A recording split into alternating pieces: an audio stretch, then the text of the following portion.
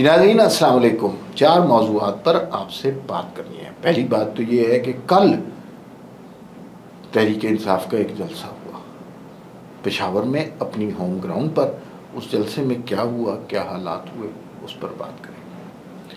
दूसरी बात ये है कि कल यानी टुमारो, वो यस्टरडे था अब टुमारो है, कश्मीर में जॉइंट एक्शन कमेटी एक है, उसने हड़ताल का ऐलान किया हुआ है। पिछली दफ़ा जब हड़ताल उन्होंने की थी बड़ा दंगा फसाद हुआ था। अब क्या होने का इम्कान है। तीसरी बात, शमा जुनेजो साहिबा यूनाइटेड नेशन जनरल असम्बली में कहाँ से आ गई, कैसे आ गई, किसने बुलाया उनको, और ख्वाजा से सब कह रहे हैं मुझे तो पता ही नहीं है ये कौन है। तो ये बड़ी अजीब सी सूरत हाल है। तवज्जो होनी चाहिए थी डोनाल्ड ट्रंप और फील्ड मार्शल और प्राइम मिनिस्टर की मीटिंग पे। पाकिस्तान सारा डिस्कस कर रहा है शमा जुनेजो। आखिर में हम थोड़ी सी बात कर लेंगे पाकिस्तान के मैच के हवाले से। पाकिस्तान इंडिया फाइनल, इससे बड़ा मैच क्या होगा एशिया कप का, तो देखते हैं इसमें क्या बनता है। एक बड़े मज़े की स्टेटमेंट मैंने आपको एक इंडियन मुबस्सिर की सुनानी है, तो वो इसमें शेयर करें। आपसे दरख्वास्त है कि इस चैनल को सब्सक्राइब और बेल आइकन को प्रेस कर लें ताकि आपका हर वीडियो बर वक्त मिलती रहे। बात यह है जी, कल तहरीक इंसाफ ने जलसा किया बेनज़ीर ग्राउंड में। ये पहले तो ये ग्राउंड वो है जिसे कचरा डंपिंग ग्राउंड कहा जाता है। यहाँ पे कूड़ा करकट शहर का सारा फेंका जाता है। 4-5 दिन पहले इसे साफ़ किया गया और तहरीक इंसाफ ने दावा किया कि ये जलसा जो है इसमें 5 लाख अफराद आएंगे। उनका अपना होम ग्राउंड था, उनकी अपनी होम पिच थी। 12 साल से ये हुकूमत कर रहे हैं। 12 साल के बाद अपनी हुकूमत, अपना शहर पेशावर में ये जलसा हो रहा है, तो इन्हें तवक्को करनी चाहिए थी कि ये कम से कम एक बड़ा साइजेबल नंबर क्रिएट करेंगे। अच्छा, उसके बाद जनाब हुआ क्या कि ये जो ग्राउंड है ना बेनज़ीर ग्राउंड, इसकी टोटल कैपेसिटी है 35,000, 30 से 35,000। और इस जलसे के सारे इंतज़ाम मिर्ज़ा आफरीदी, जिनसे मिलने तहरीक इंसाफ सारी नहीं चली गई थी उधर लाहौर तो वो वहाँ लाहौर चली गई और फिर उनको ज़ाहिर है वो अमीर आदमी, उन्होंने जलसे के सारे इंतज़ाम किए। टोटल ग्राउंड है समझ लें 30,000।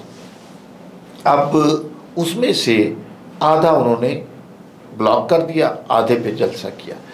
लोग नहीं आए। जलसे के 3 दफ़ा टाइम चेंज किए गए, पहले 2 बजे, 6 बजे, फिर 7 बजे।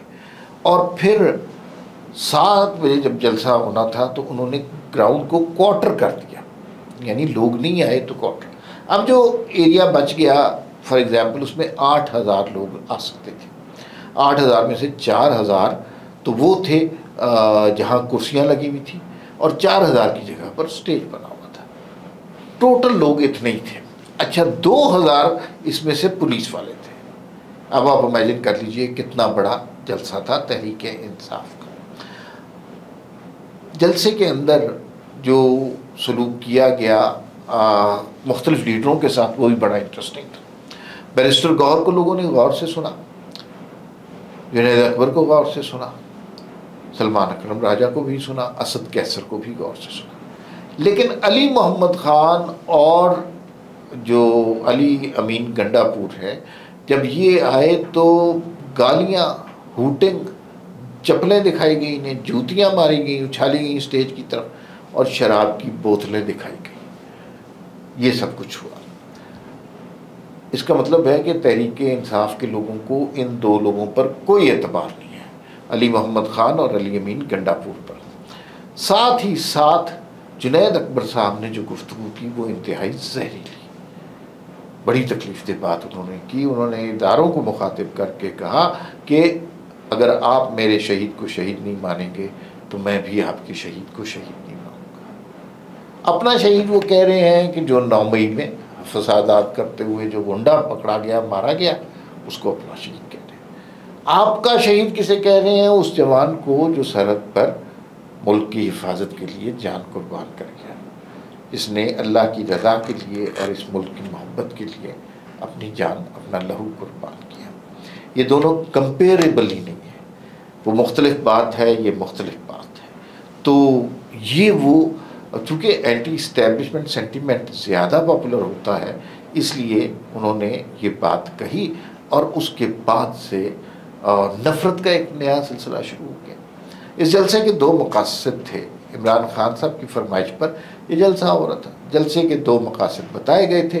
पहली बात तो ये है कि इमरान खान की रिहाई, कोई इमरान खान की रिहाई के हवाले से ना कोई कार्रवाई हुई, ना कोई गुफ्तगू हुई, ना कुछ हंगामा हुआ, लड़ाई झगड़ा हुआ, हूटिंग हुई, बदतमीज़ी हुई, ये सब। इमरान खान रिहा हो गए। इसके बाद इतना बड़ा 10 लाख का क्राउड आ गया है कि हुकूमत पे प्रेशर पड़ जाए? नहीं, बिल्कुल नहीं हुआ। दूसरा इसका मकसद ये था कि ऑपरेशन ना हो जो KPK में हो रहा है। पहली बात तो ये है, ऑपरेशन हो ही नहीं ना। टारगेटेड फोकस कार्रवाई खारजियों के खिलाफ हो रही है। खारजी कौन है? जो कि हिंदुस्तान के भेजे हुए, ट्रेन किए हुए दहशतगर्द हैं। अच्छा, ये जो दहशतगर्द हैं, इनको बसाया इन्होंने खुद, तालिबान खान ने, और अब उनके साथ उनको निकाला जा रहा है। तो इमरान खान को और उनके हवालियों को बहुत दुख हो रहा है। तो ये था ना ऑपरेशन, या वो जो है टारगेटेड कार्रवाई रुक रही है, ना इमरान खान रहा हो रहे हैं। तहरीके इंसाफ की तारीख का ये सबसे नाकाम तरीन जलसा था, और उनके लिए बदकिस्मती का मकाम ये है कि ये जलसा तहरीके इंसाफ के गढ़ पेशावर तहरीके इंसाफ के दिल में हुआ। इसका मतलब है कि तहरीके इंसाफ रही सही जमात भी ख़त्म हो गई है, और इस बात को मान लेना चाहिए। दूसरे सब्जेक्ट की तरफ चलते हैं। आज़ाद कश्मीर में कल जॉइंट एक्शन कमेटी का हड़ताल का ऐलान किया गया। अब ज़रा भारत की साइकी समझे ना। भारत को बड़ी हजीमत हुई, पाकिस्तान से बड़ी मार हुई। हारिस रऊफ तक यूँ कर रहा है, 6-0 के इशारे बना रहा है, सारी दुनिया में बेइज्जती हुई। वो पाकिस्तान पर हमला करने की गलती नहीं कर सकते, पाकिस्तान के साथ पंगा नहीं ले सकते। उन्हें पता है कि फिर मार पिटेगी, लेकिन वो एक दुश्मन है, वो अपनी साजिशों से कैसे बाज रह सकता है? तो वही दुश्मन हमें ये जो खारजियों में नज़र आता है, वही दुश्मन हमें बलूचिस्तान में PLA BYC में नज़र आता है, वही दुश्मन हमें फिर नज़र आता है आज़ाद कश्मीर में। दुनिया इस वक्त बुनियादुल मरसूस की फतह का जिक्र कर रही है। दुनिया इस वक्त डोनाल्ड ट्रंप और शहबाज शरीफ की मीटिंग का जिक्र कर रही है, फील्ड मार्शल के उनके साथ ताल्लुकात का जिक्र कर रही है, और जॉइंट एक्शन कमेटी इसने अपना फंडा डाल दिया। बड़ी इंटरेस्टिंग बात मैं आपको बताता हूँ। जॉइंट एक्शन कमेटी ने पिछली दफ़ा एहतजाज किया, बड़ी मार कुटाई की और बड़े बुरे विजुअल चले। पुलिस वालों को मारा, गाड़ियों को जला दिया। जाहिर है पाकिस्तान के लिए कोई अच्छी बात तो नहीं होती, लेकिन इसका मकसद ये होता है कि कश्मीर, मकबूजा कश्मीर में जो इस्तिबदाद, जुल्म, जबर भारतीय फ़ौजें कर रही हैं, उसकी से तवज्जो हटा के एक नया पंगा क्रिएट किया जाए। जॉइंट एक्शन कमेटी एक तरफ है, सारी सियासी जमातें एक तरफ है। जॉइंट एक्शन कमेटी ने ऐलान किया कि हमारे 38 मुतालबात हैं, वो नहीं माने जाएंगे तो हम हड़ताल नहीं कैंसिल करेंगे। अच्छा, हुकूमत पाकिस्तान ने अपने 2 सीनियर वज़रा तारिक फजल चौधरी और अमीर मुकाम साहब को भेजा। उन्होंने जॉइंट एक्शन कमेटी को बुलाया, बातचीत की। 38 में से 36 मुतालबात मान लिए गए। अब इतनी बड़ी उन्हें जॉइंट एक्शन कमेटी को फतह हो गई, तो उन्हें चाहिए था कि बैठ अपनी जश्न मनाते और हड़ताल को कैंसिल करते, लेकिन नहीं, उनके मकासद कुछ और है। उन्होंने कुछ और ही करना है, और उसमें वो नहीं माने। 38 में से 36 मुतालबात माने गए, तो आप बाकी मुतालबात क्यों नहीं मानते? वो 2 मुतालबात हैं क्या?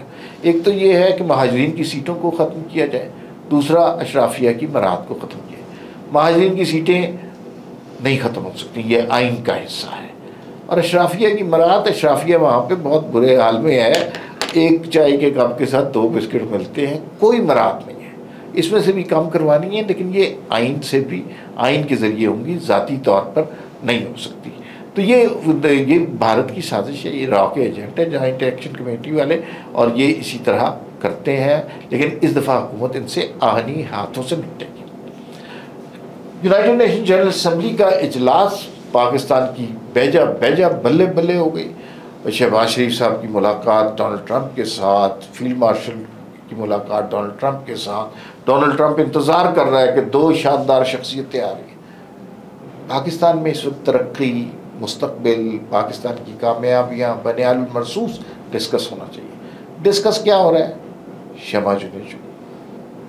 इसमें हुकूमत की बदकिस्मती भी है, बेवकूफ़ी भी है। इतनी बड़ी कामयाबी मिली, उसको सेलिब्रेट करते हुए हमेशा कोई ना कोई ऐसा नुक्ता छोड़ देते हैं, लोगों की तवज्जो हट जाती है।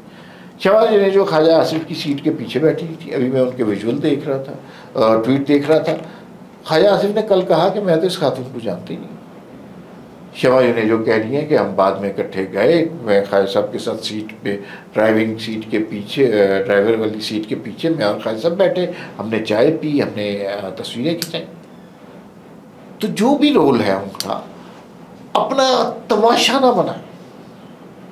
अगर तो वो आप नहीं जानते थे तो ना उनके साथ तस्वीरें होनी चाहिए थी, ना वो आपकी सीट के पीछे जाते थे। और अगर जानते हैं तो एडमिट कर लेके जानते हैं। ऐसी बेवकूफ़ाना हरकत की है कि खुद ही अपना मजाक उड़ाए, और ये नहीं करना चाहिए। आखिर में एक बात मैंने आपसे वादा किया था कि एक भारतीय क्रिकेट मुबस्सिर के हवाले से बता दूँ। फाइनल है ना आज, तो उन्होंने कहा, हर्षा भोगले उनका नाम है, बड़े मारूफ कमेंटेटर हैं।